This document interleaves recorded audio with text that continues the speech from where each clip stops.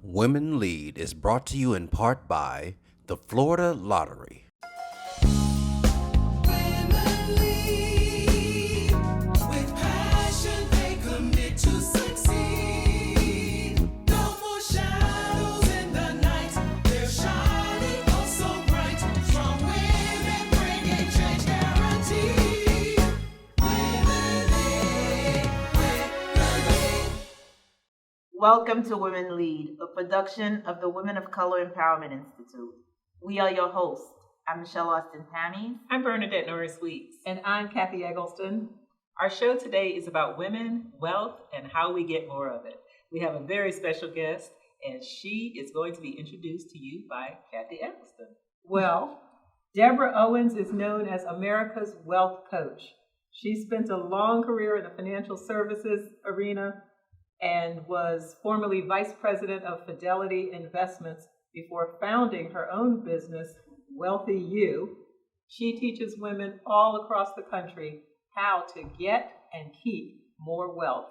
Welcome to the program, Deborah. Welcome, Deborah. Thank you for having me. This is a conversation that I love having, and I am so pleased to be gracing your stage once again. So thanks for having me, ladies. Well, speaking of that, Deborah is, I don't know if you noticed, ladies, but she is our only repeat guest in over 3 years.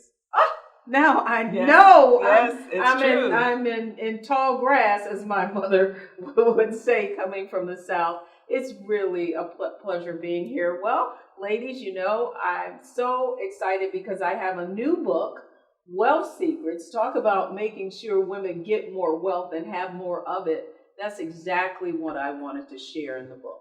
Well, one thing's for sure, we want to know more Yes, about we do. you. Yes, we do. Need to know more. Right now, Let me know.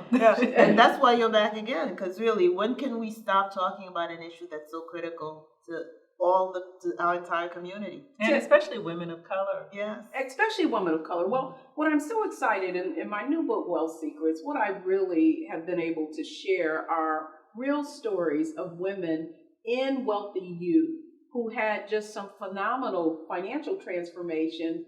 And it really was because they got access to the knowledge that typically is inherited. What many people don't understand is that women of color can be highly educated. As you well know, we're attaining degrees at a rapid rate.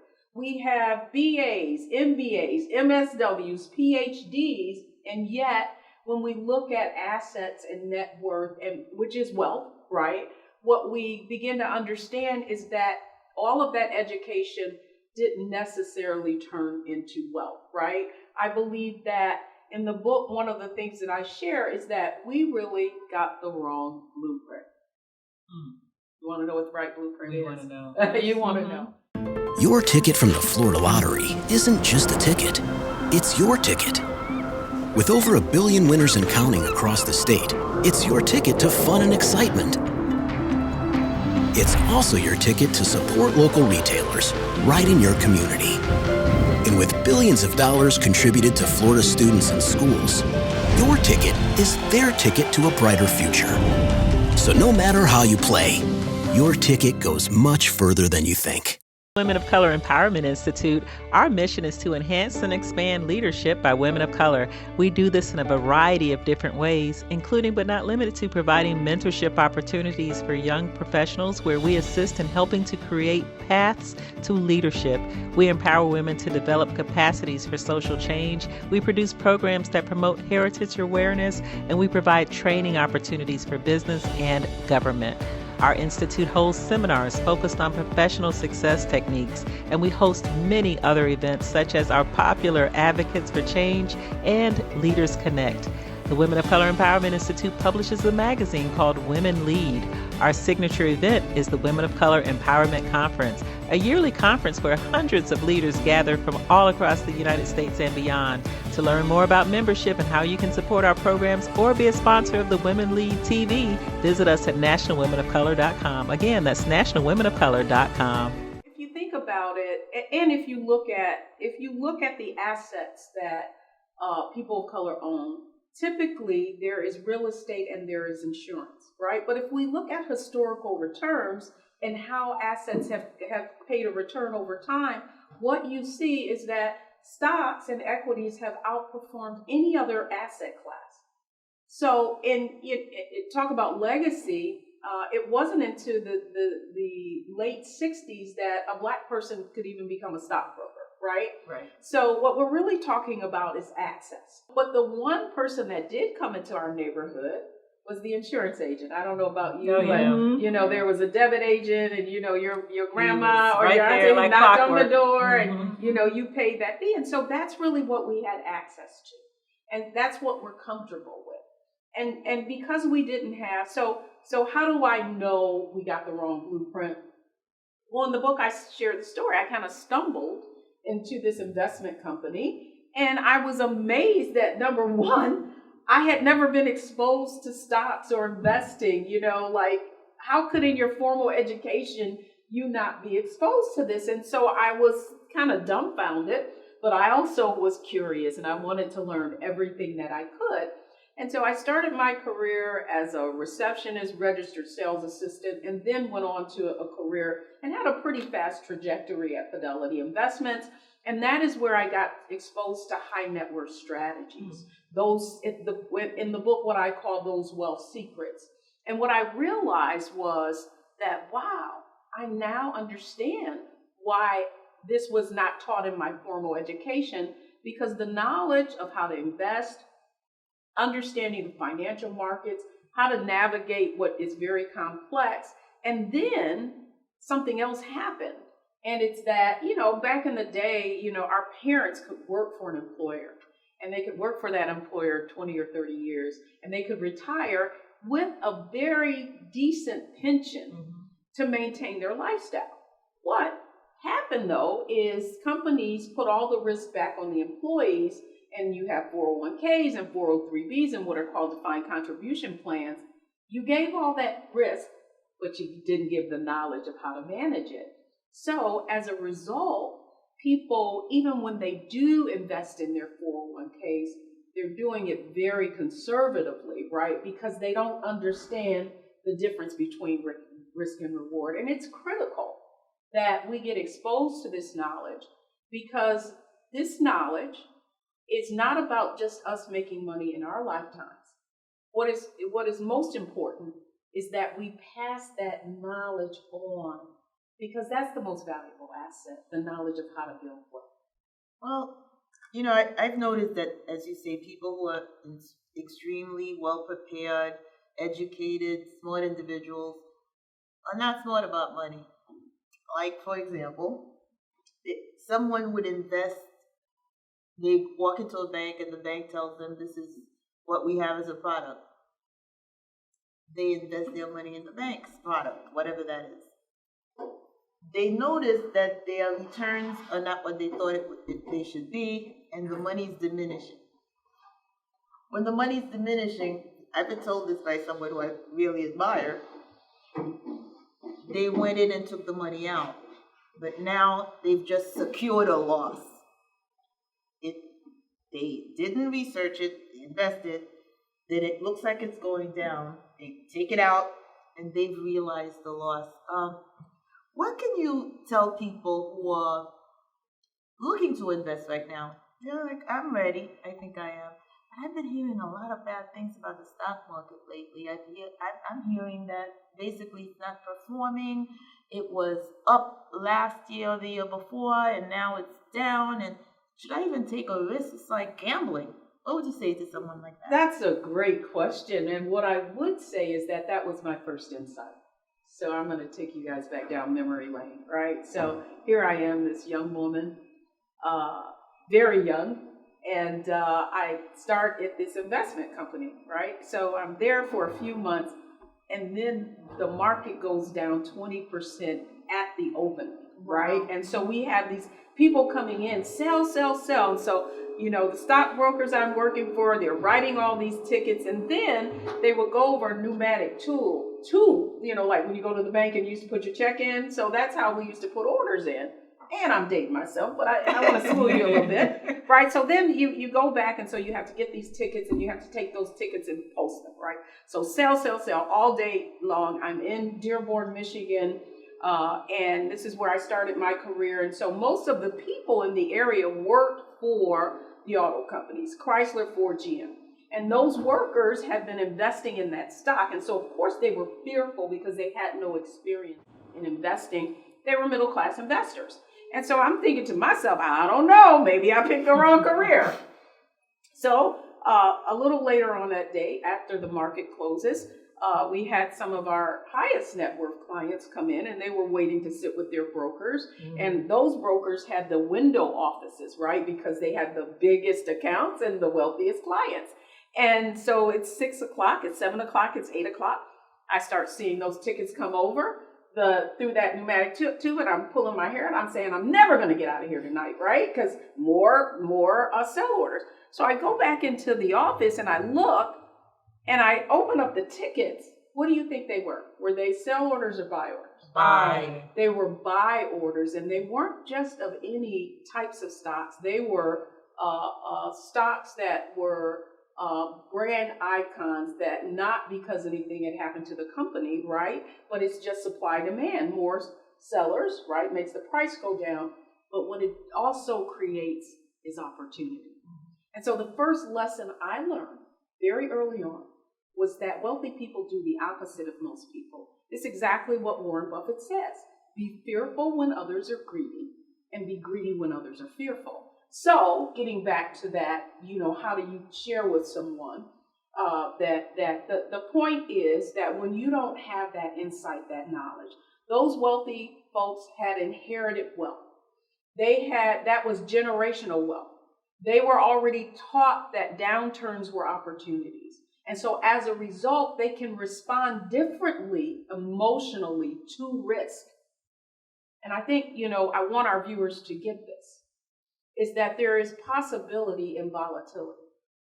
Your ticket from the Florida Lottery isn't just a ticket, it's your ticket. With over 1 billion winners and counting across the state, it's your ticket to fun and excitement. It's also your ticket to support local retailers right in your community. And with billions of dollars contributed to Florida students and schools, your ticket is their ticket to a brighter future. So no matter how you play, your ticket goes much further than you think.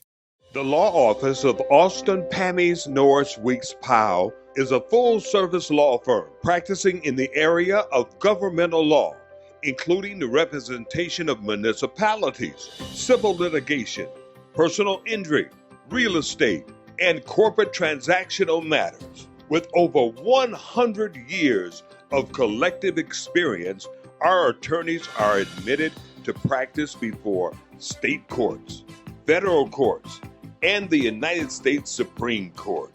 We are conveniently located in downtown Fort Lauderdale and can be reached at 954-768-9770. Or for more information about the law firm of Austin, Pammies, Norris, Weeks, Powell, visit our website at apnwlaw.com. That's apnwlaw.com. So many of our members and viewers are making good incomes and either want to invest or invest with financial professionals, but they don't necessarily have a foundation of knowledge themselves. What foundation of knowledge do you need to be an effective investor, even if you're working with a financial professional? That's a great question. And to be honest with you, that's exactly why I founded Wealthy You. I would, I leave the industry. I'm out here. I'm, this public speaker, this brand ambassador. I'm touring with Bishop Jakes, and I'm writing books. And what became very clear to me was that folks had a lot of books. Not just my book, right? They had Susie Orman's book. They had Rich Dad, Poor Dad. They had all these same books, but nothing was happening. The needle wasn't moving. Rather than the wealth gap getting smaller, it was getting bigger. So what's that about? What that is about is that foundational knowledge, what people need to understand is how the stock market works, right? It's not that serious. It's not that complicated. But I think the industry itself makes it complicated, because this is what would happen. I would refer people to advisors that I know and I trusted, And they would come back and either they wouldn't go, right? Or they would go and then they wouldn't go back. So, and that was what I began to understand was the reason that they wouldn't act on that information is because they didn't understand it, right? And so what I believe is that in order for you to have that foundational knowledge, there are three things you need to understand. First, you need to understand what the stock market is. And it's just like any other kind of market, right? You go, and that's what I realized, right? It's just instead of buying things, you're buying companies. And in fact, what most people need to understand is as consumers, they have more knowledge and insight than most of the so-called analysts themselves, right? We know what is value. I tell the story in one of my other books about my mother coming to my home, and I had bought some off-brand detergent, and she was like, "Baby, why are you buying that off-brand detergent? You know you're supposed to buy Tide, right?" And I was like, "What? Tide costs too much." And she was like, "Nah, you're just using more." She was absolutely right. So imagine if my mother had used that insight and went one step further and had bought Procter & Gamble because she believed in that product. Then she believes in that company. And that's what I think people need to understand is that the stock market is just made up of companies of the same products and brands that you buy. And so now it's just a matter of you being able to ascertain, and that's what we teach in Wealthy You, a company's fundamentals. Now, here's the deal, is that a company has to manage their finances just like you do, okay? So you got so much income coming in, right? Company has so much revenues coming in. You got so much expenses, right? You got fixed, and then you got discretionary. So does a company. But at the end of the day, the point I make in the book, the first secret is rather than focus on income, focus on net worth. So your ability to build wealth is a function of, is your net worth going up, which means assets, right? Income minus liabilities, bills or debts, and you have something left over. That leftover is your net worth. That's the same thing with companies, right? When companies increase their sales, increase their revenues, quarter after quarter, have a profit, right? Because at the end of the day, you can make a lot of money and have nothing left over. Same with the company. But when they're able to be profitable year over year, that is a good company. And in fact, some of those companies become in the market what are called dividend aristocrats. Companies that have raised their dividends consistently for over 25 years. If you just understood that aspect of it, why does Warren Buffett pay such little money in taxes? It's because he has a bunch of those dividend aristocrats in his Berkshire Hathaway. They are paying dividends. So his income isn't coming from income, it's coming from dividends, which are taxed more favorably. And that's the other thing we need to understand is that earned income, that income we will earn through our employer, is taxed the highest.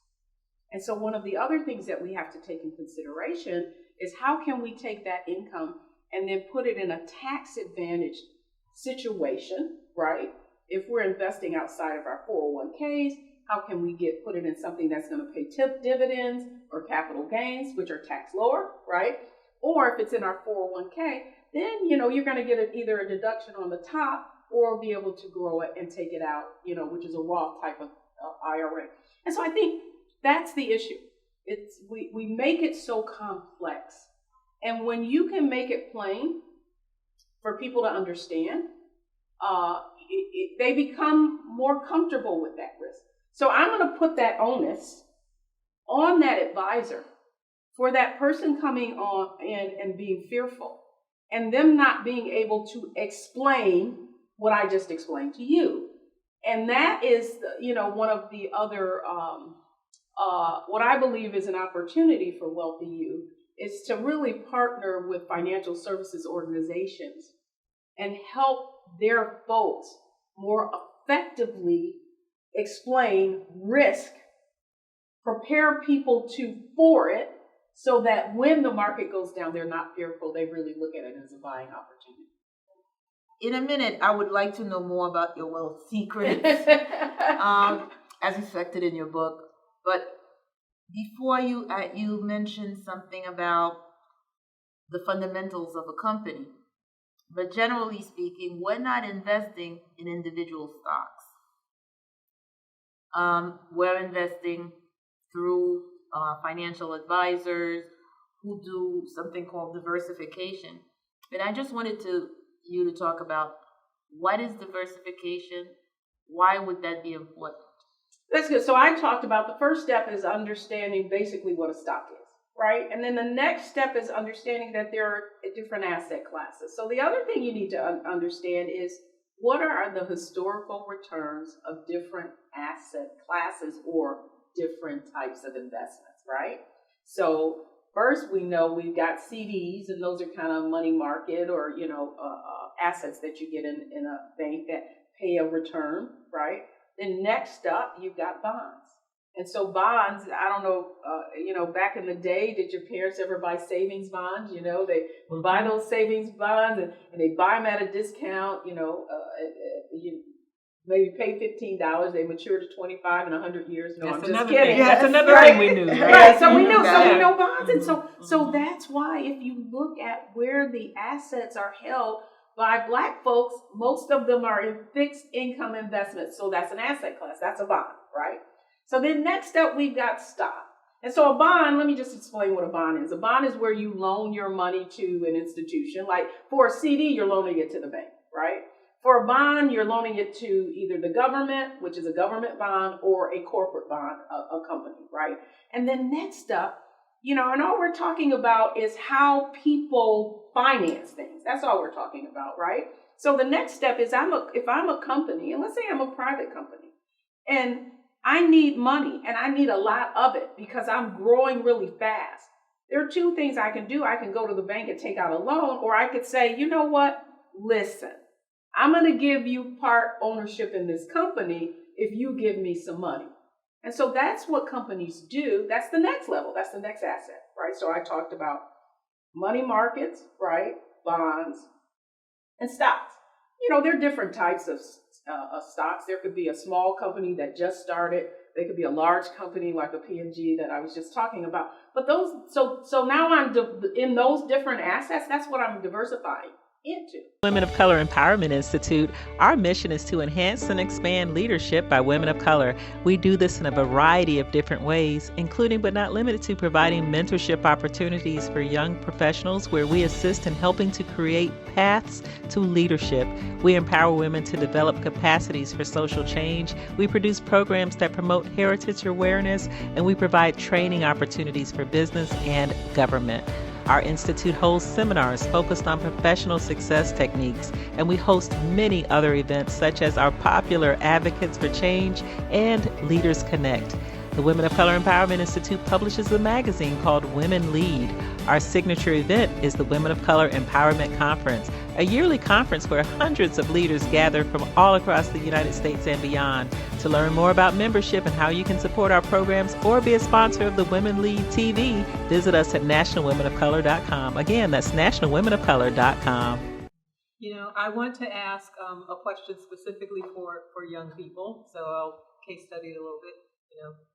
Someone is 30 years old. We talked about this generational wealth transfer that's happening. So your parents or your grandparents leave you a lump sum of money. But you're 30, you're going to live forever. Let's go party. What do you advise young people when they get these lumps of money that are coming to do to prepare for not just their own wealth, but intergenerational wealth? Well, great question, right? I mean, the bottom line is you as a parent have to be able to influence that decision in some way. And the way you're going to influence that is you're going to begin to talk about what are the kinds of things that you want to do, right? What are your dreams? What are your goals? And what are your options for it? Okay, so prior to, and this is what's so critical right now about this great wealth transfer, and this story is so timely because I had a young woman, a bright young woman, say to me, Miss Owens, your daughter, I love your daughter and she's so lucky because she has you, but I don't have anybody and I'm watching my family and they're making these decisions and they're not good decisions. And I know that a lot of our assets are going to transfer, and that my cousins, my family, they're going to blow it. And my parents did everything that they could to acquire this, and now I'm fearful that we're going to waste that inheritance. And she said to me, that's how this whole great wealth transfer came top of mind for me. It's like, wow. These kids are about to get all this money that everybody worked night and day for, and boom, it could be gone in an instant. And so I would say as a parent that beginning to prepare your children is having some good conversations about your finances right now, okay, and the financial decisions that you've made. I think that for parents that what we need to do is that we need to be having conversations about estate planning. And you certainly understand the importance of that because you are all attorneys, and that for them to and I think sometimes as parents we don't want to be transparent because we feel like we should be further ahead, or what if they know this, but what we need them to understand is the effort that went into building this. We need to have a conversation about the responsibility that they have when these assets transfer, and also what our expectations are for them aspirationally about what they could accomplish. When we do not tell those stories about all the effort of what was done to build it, then they don't understand the value. And the point that I want to make is that's what wealthy people do. That's why they do not just give their kids the role of the VP. No, you got to start down here in the mailroom. You have to understand how this thing works overall and the kind of effort that you have to make in order to preserve it. Well, thank you very much. This has been really tremendous. I think our viewers are going to get a lot out of this show, and I would invite everybody to go out right away, get Wealth Secrets by Deborah Owens, and where can they find the book? They can go right online. Amazon is the quickest way to get it to their doorstep. I also want to invite them to join our community, wealthyu.com. That's WEALTHYU, like a university, if you would, and learn all that they can and get that fundamental knowledge that's so critical. Thank you, Deborah Owens. Thank you for joining us. And until the next time, be empowered. Shine.